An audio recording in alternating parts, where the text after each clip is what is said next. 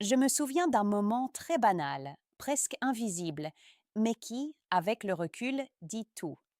Une cuisine calme, une lumière douce du matin et un enfant assis à table. Pas de conversation, pas de regard autour, juste le visage éclairé par un écran.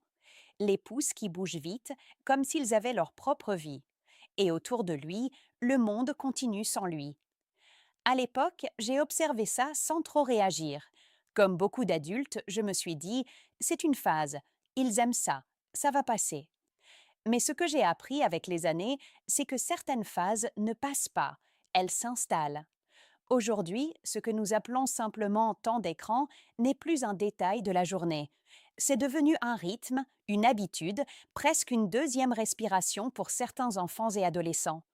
Et le plus troublant, ce n'est pas seulement le temps passé, c'est ce qui disparaît en échange, la patience, le silence antérieur, l'ennui créatif, même la capacité à attendre sans agitation. Et puis, il y a cette question que beaucoup de parents se posent trop tard, souvent au milieu d'un conflit. À quel moment exactement le téléphone a-t-il commencé à avoir plus d'influence que nous? Ce que j'ai compris en observant différentes familles au fil des années, c'est que le problème ne commence presque jamais avec une crise. Il commence avec un accord silencieux. Une minute de plus, puis 10, puis tant qu'il est calme. Et sans qu'on s'en rende compte, quelque chose change profondément dans la maison. Ce qui m'a toujours frappé avec les écrans, ce n'est pas seulement leur présence, c'est la manière dont ils capturent l'esprit. On a longtemps cru que le problème, c'était le temps passé. Mais en réalité, ce qui se joue est plus subtil. Le cerveau d'un enfant n'est pas fait pour résister à une stimulation constante, rapide, imprévisible. Et pourtant, c'est exactement ce que les écrans modernes lui proposent. Je vais être très claire. Le cerveau adolescent fonctionne beaucoup avec un système de récompense, une sorte de circuit interne qui libère une sensation de plaisir lorsqu'il reçoit quelque chose d'intéressant, de nouveau ou de satisfaisant. Dans le monde réel, ces récompenses sont lentes. Il faut attendre, faire des efforts, construire. Mais sur un écran, tout est instantané. Une vidéo drôle, une notification, un message, une image choquante, un jeu qui récompense toutes les quelques secondes. Et à force, le cerveau s'habitue à ce rythme-là. Il ne cherche plus la lenteur. Il la supporte de moins en moins.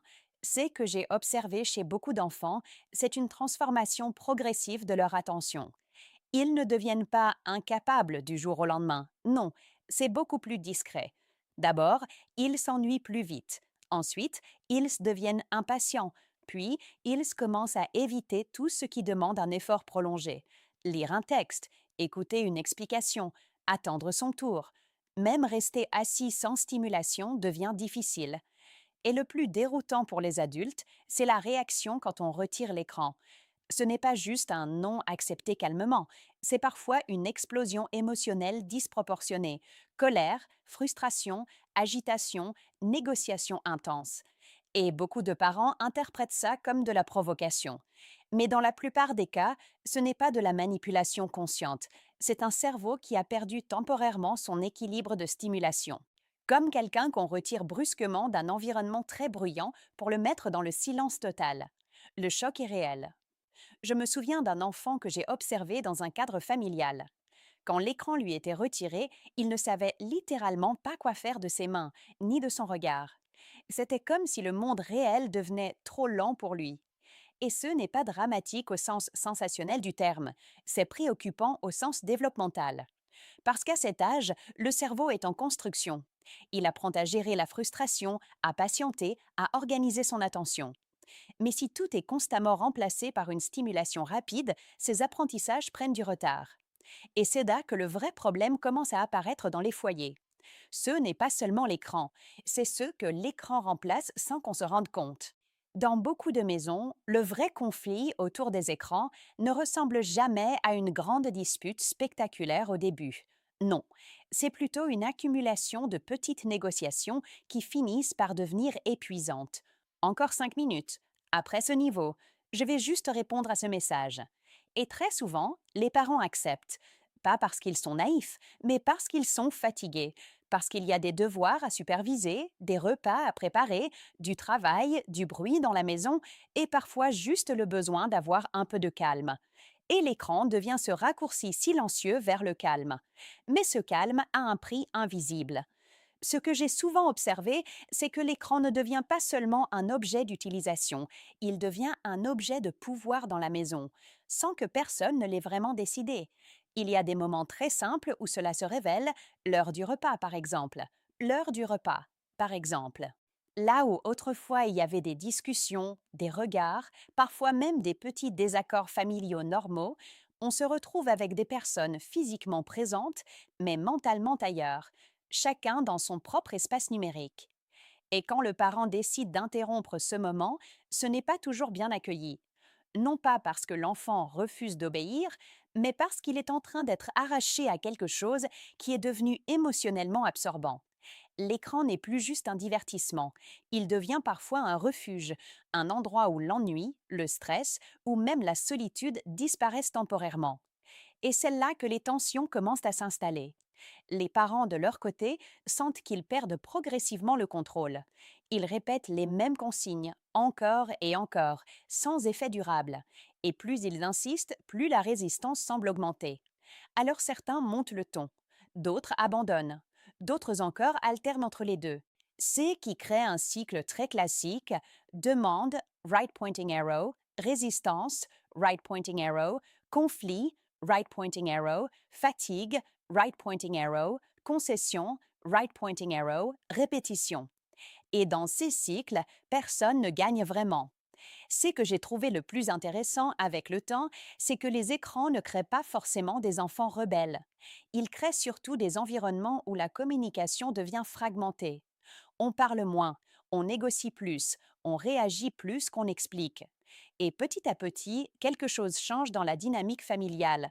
On ne partage plus le même espace mental, même quand on est dans la même pièce. Les parents commencent à ressentir qu'ils doivent lutter pour obtenir l'attention de leurs enfants.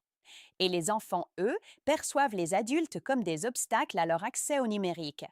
C'est une tension silencieuse, pas toujours visible, mais constante.